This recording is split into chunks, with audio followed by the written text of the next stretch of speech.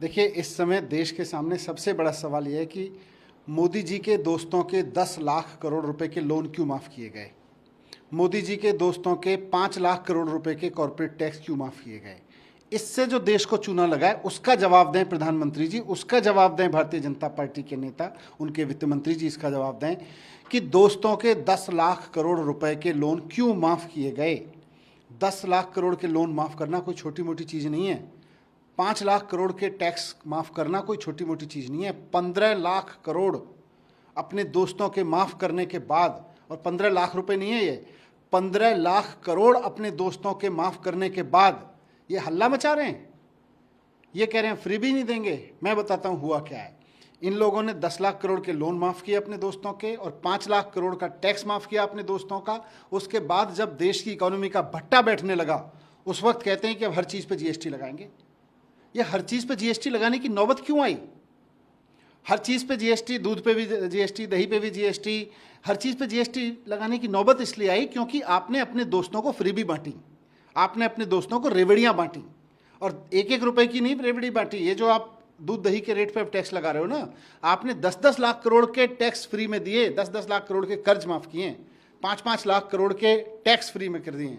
वहाँ से देश को घाटा हुआ, वहाँ से देश की इकोनॉमी का भट्टा बैठा, और उसकी भरपाई करने के लिए आज आप आम आदमी पर टैक्स लगा रहे हो। कह रहे हो दूध भी पियोगे तो टैक्स लगेगा, बच्चों को दूध पियोगे तो टैक्स लगेगा, चाय भी पियोगे तो टैक्स लगेगा। ये सवाल उठ रहा है। सवाल ये उठ रहा है कि फिर जब कमी पड़ रही है पैसे की, वहाँ 15 लाख करोड़ माफ़ करके जब कमी पड़ रही है तो कहते हैं अब स्कूल मुफ्त नहीं होंगे, अब अस्पतालों में दवाई मुफ्त नहीं मिलनी चाहिए, अब इलाज मुफ्त नहीं मिलना चाहिए, अब बिजली फ्री नहीं मिलनी चाहिए, अब पानी फ्री नहीं मिलना चाहिए, अब तीर्थ यात्रा नहीं होनी चाहिए, अब बुजुर्गों को पेंशन नहीं होनी चाहिए, अब महिलाओं को जो बस में फ्री किराया किया अरविंद केजरीवाल जी ने वो नहीं होना चाहिए। अब ये कह रहे हैं ऐसी चीज़ें को बंद करेंगे। पूरे देश में हाहाकार मचा हुआ है, लोग महंगाई से दुखी हैं, और ये कह रहे हैं कि हम फ्री भी नहीं देंगे। अरे वो फ्री भी बंद करो ना आप। वो जो अपने दोस्तों को लाखों करोड़ रुपए के कर्ज कर दिए माफ, उसकी फ्री भी बंद करो। रेवड़ी वो है, रेवड़ी ये नहीं है जो आम आदमी का बच्चा स्कूल में पढ़ रहा है। मनीष सिसोदिया का आपको जो कुछ करना हो कर लेना, लेकिन देश की इकोनॉमी का भट्टा क्यों बिठा रहे हो।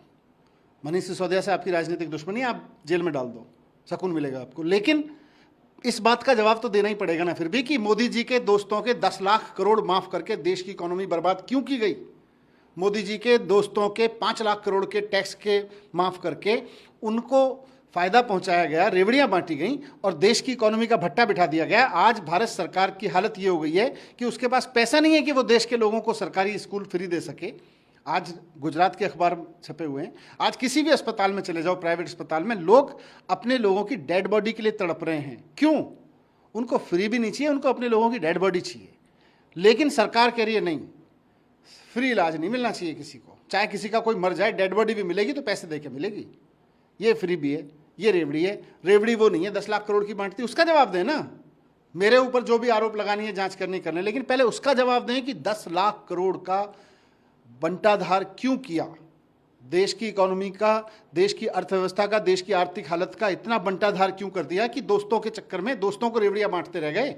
दिल्ली के स्कूल बहुत शानदार हैं, दिल्ली के अस्पताल बहुत शानदार हैं, दिल्ली में जितनी नौकरियां हम दे सकते थे उतनी देश में इन्होंने कहीं नहीं दी। लेकिन फिर मैं पूछूंगा कि हमने कुछ नहीं किया, लेकिन आप तो बताओ आपने ये क्यों किया।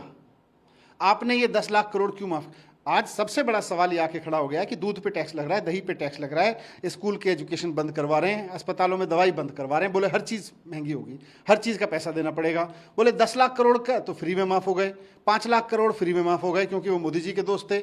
आज आम आदमी अपने बच्चे को स्कूल में पढ़ाना चाह रहा है, कह रहे हैं कि नहीं नहीं, सरकारी स्कूल फ्री नहीं होने चाहिए, और सरकारी स्कूल बनवा ही नहीं रहे इसलिए। बोले सरकारी स्कूल बनाने के लिए पैसा नहीं है, प्राइवेट स्कूलों में पढ़ लो। सरकारी अस्पताल बनाने के लिए पैसा नहीं है, प्राइवेट अस्पतालों में इलाज करा लो, वहाँ पे अगर कोई आपका मर जाए तो पैसे दे के अपनी डेड बॉडी ले आना। ये हालत कर रखी है ना देश की। यही आम आदमी पार्टी की गवर्नेंस है, यही आम आदमी पार्टी का मॉडल है कि रेवड़ियाँ अपने दोस्तों को और अपने विधायकों को और अपने नेताओं को नहीं बांटनी है। पुरानी सरकारें पंजाब में यही कर रही थी। आज भगवंत मान साहब को मैं बधाई देना चाहता हूँ, पंजाब के लोगों को बधाई देना चाहता हूँ।